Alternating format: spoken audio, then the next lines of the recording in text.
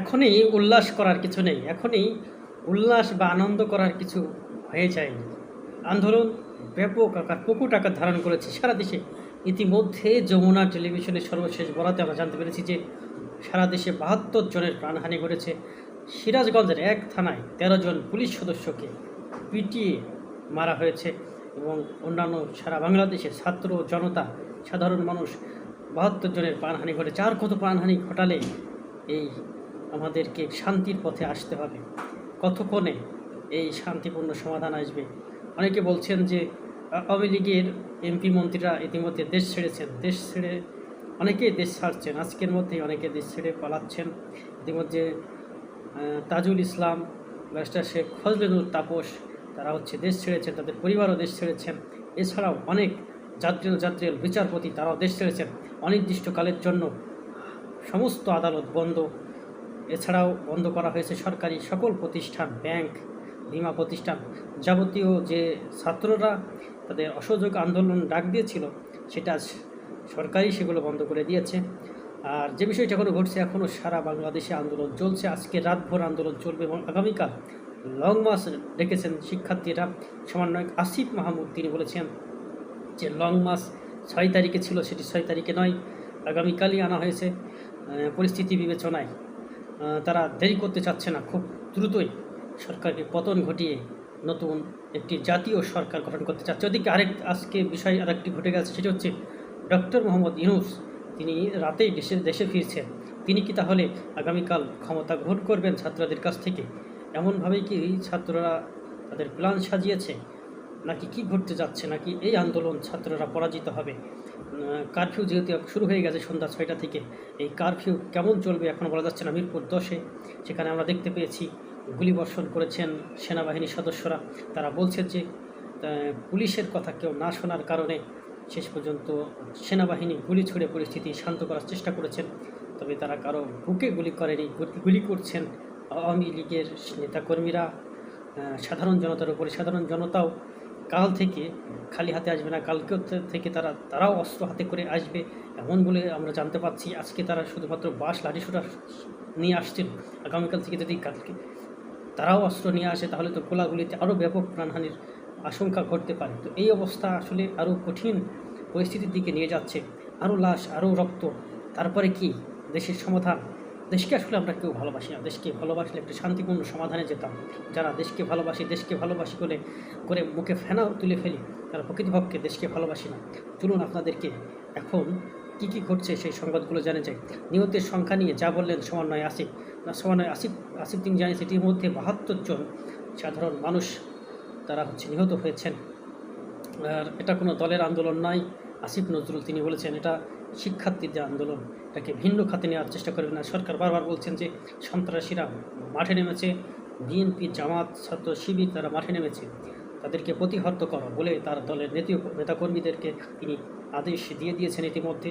তো সেই জায়গায় দেখা যাচ্ছে যে আন্দোলন কিন্তু আরও দুর্বার গতিতে এগিয়ে যাচ্ছে। কি হতে চলেছে? পূর্ব দিগন্তে যে সূর্য উঠেছে রক্তলাল, সেই রক্তলাল বাংলাদেশের রক্ত লাল হয়ে যাচ্ছে। এই অবস্থা কখনোই কাম্য নয়। আমরা দেখতে পাচ্ছি যে সিরাজগঞ্জের ৭১ নিউজ করছে যে নিহত অন্তত ৫০, কেউ বলছে ৭২ ছাড়িয়েছে। মানে নিহতের সংখ্যা নিয়েও নানান তালবাহানা চলছে। দিকে ফেসবুক বন্ধ, হোয়াটসঅ্যাপ বন্ধ, মেসেঞ্জার সব কিছুই বন্ধ রয়েছে। ক্যামেরা নামা নাইলে ভাঙ্গা হালামো, এমনটা বলেছেন। আমরা দেখতে পেয়েছি যে আন্দোলনকারীর বিপরীতে যারা আছেন আওয়ামী লীগ থেকে। আর আরেকটি বিষয়, একদিন এগিয়েই কালি মার্চ টু ঢাকা বার্তা 24, যাদের নিয়ে অন্তর্বর্তীকালীন সরকার গঠনের আহ্বান করা হয়েছে। অন্তর্বর্তীকালীন সরকার কে থাকছে এর বিষয়ে একটা ইতিমধ্যে আমরা হাতে পাচ্ছি। খুব শীঘ্রই পরবর্তী ভিডিওতে আপনাদেরকে জানিয়ে দেবো। আপনারা যারা চ্যানেলটি দেখছেন অবশ্যই এই চ্যানেলটি সাবস্ক্রাইব করে সঙ্গে থাকবেন। একের পর এক ভিডিও দিয়ে আপনাদেরকে সর্বশেষ তথ্য জানিয়ে দেওয়ার চেষ্টা করব। যদি নেটওয়ার্ক থাকে, নেটওয়ার্ক চলে গেলে কিন্তু আর এগুলো সম্ভব হবে না। তো চেষ্টা থাকবে আপনাদেরকেও সব কিছু জানিয়ে দেওয়ার। দেশের চলমান যে দ্রুত পরিস্থিতি তা নিয়েই দেখতে পাচ্ছি যে যুবককে পেটাচ্ছিল 5 পুলিশ, ছুটে এসে বাসালো আরেক পুলিশ। তাহলে সেই যে 5 পুলিশ যুবককে পেটাচ্ছিল, সেই 5 পুলিশ কারা? তারা কি ভারত থেকে এসেছেন? এমনই প্রশ্ন করছেন অনেকে। সমকাল নিউজ করেছে অনেকটা, দেখতে পাচ্ছি আমরা। এখানে সমন্বয়ক আসিফের ভিডিও বার্তা দিয়েছেন। যে কাহিনী ঘটছে বাংলাদেশে আসলেই ভয়ঙ্কর। The public appeal to the army চিফকে ক্ষমতা গ্রহণের জন্য বলছে। শেখ রেহানা পালিয়েছে, বিমানবন্দর দিয়ে পালিয়ে গেল। শেখ রেহানা ইতিমধ্যে পালিয়েছেন। আমরা একটি সংবাদ করেছি নিউজ টিভি।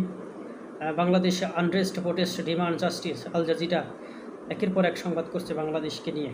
ডয়েচে ভেলে সংবাদ করছে, এনডিটিভি সংবাদ করছে। ভারত জুড়ে সংবাদ চলছে বাংলাদেশকে নিয়ে। কী ভয়াবহ একটা অবস্থা চলছে বাংলাদেশের।